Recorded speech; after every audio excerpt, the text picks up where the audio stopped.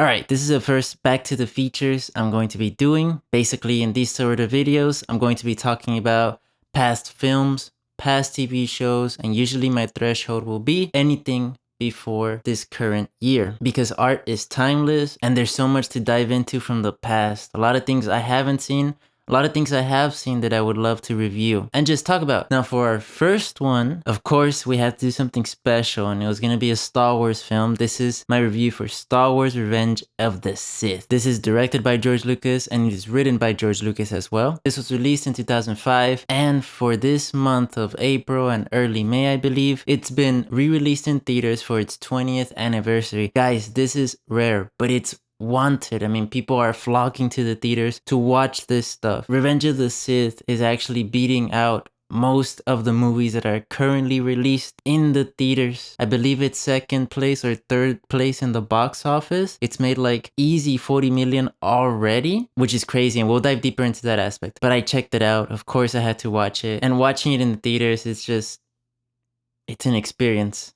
You know, Star Wars Revenge of the Sith is the third episode in the Star Wars series, the finale, George Lucas's wrap-up for the prequel trilogy. Now, the purpose of the prequel trilogy is to show Darth Vader's backstory, is to dive deep into that character of Anakin, you know, the human before the machine, the hero before the villain, and what reasons could have led him there. In episode 3, we focus on the resolution of the Clone Wars, this war that has been fought for years. By now, Anakin, played by Hayden Christensen, is obviously a little bit older, a little bit wiser, a better fighter, and overall his skills have improved. He's already married Padme. He's a husband, which he has to keep on the hush-hush because the Jedi don't like that.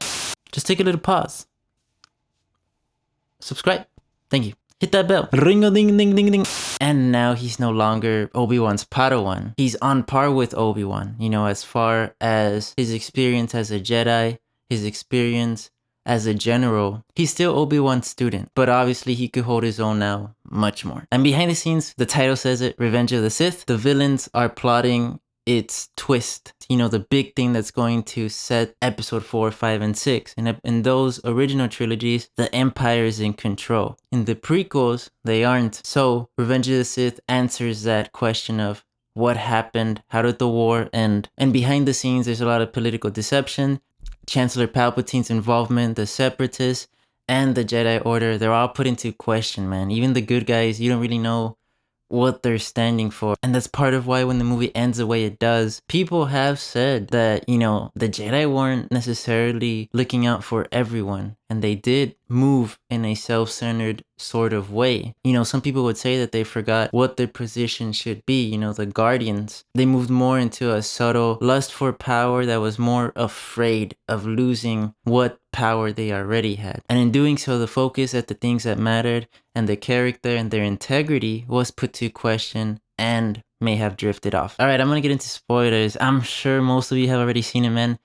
But, oh, dude, being in the theaters, hearing that music, the beautiful John Williams score, thank you, God. That was awesome, and who knows when we're going to be able to experience that again. I'll come back to the music. I want to first talk about the story of Revenge of the Sith, which to me, I think the highlight and the best parts of it are Anakin's parts, right? His story. I think the tragedy in his character is shown really well, especially towards the second half of the film. In the past two films, we've seen this kid who's grown up in harsh realities.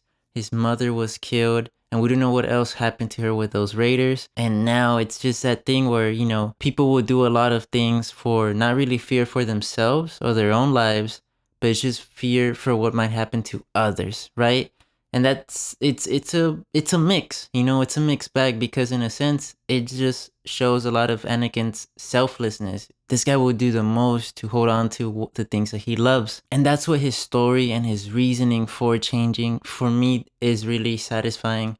It makes sense that someone like him would do all of those terrible things, would change into the dark side because of love, essentially. And that's a tragedy in it, you know? I mean, that's why these stories, the Star Wars story, will be timeless. The original trilogy and the prequel trilogy, that's Anakin's story. I think him as a character is really good. Seeing him where he's from, how he's growing, and then his fall. which is what this film focuses on. And the fall wasn't arbitrary, it was justified. He was trying to protect the woman he loved from death. It just makes a lot of sense to me. Like, this guy, he's been a hero.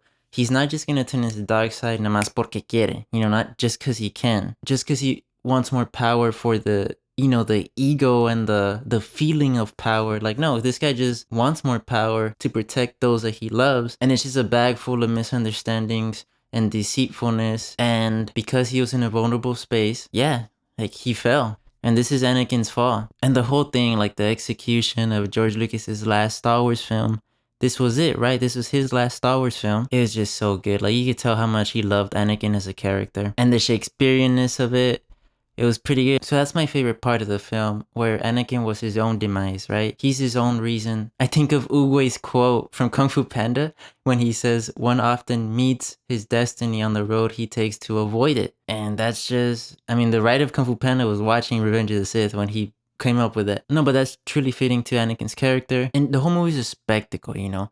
Visually, yes, you can obviously tell it's aged, but we take it for what it is, and we just enjoy this crap out of the story. The music is amazing. I think that was my favorite part of rewatching this. And I had never seen it in theaters, but just rewatching this in theaters, oh, that was good.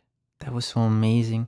John Williams' score. And the thing is about the music in the film, especially in that last act, that third act, oh, he popped off. Just take a little pause. Subscribe. This guy was in a flow state. He went in the studio and he was watching that scene, and it was just perfect, that music, because it's epic and it's choirful at times. There's just a lot of choir, and the choir sometimes is haunting in some scenes. There's like this haunting choir playing that carries a somber tone, or other times it's just like the crazy orchestra that's going off. You know, when Obi-Wan is fighting Anakin, like, it's epic. But what John Williams does is really smart, because his music is telling you, you know, yes, this is obviously amazing to see, but it's also really, really sad. And that's what his music has. It has that somberness to it. You know, I think about when Azula was fighting Zuko in The Last Airbender, it carries that same feeling. You know, in that it's two siblings fighting each other to the death, and the music is telling you this is a tragedy. And here this is a tragedy. You know, this is a master fighting their student. And it's a lot of things, you know, it's very conflicting, but the music is an amazing, amazing addition to this film. In Revenge of the Sith, there's not the cleanest dialogue, little bit of melodrama, but, and I'm praising it here, man, you know, we do get some nice acting, some really good line deliveries throughout the film. And I think the one that hits the hardest is Ewan McGregor's at the end of that battle in Mustafar. The way that he delivers those lines about telling Anakin how he's the chosen one, how he was his brother and he loved him. Oh man, that hits you. But that's just really good acting. And that was great. The Order 66 sequence is really strong.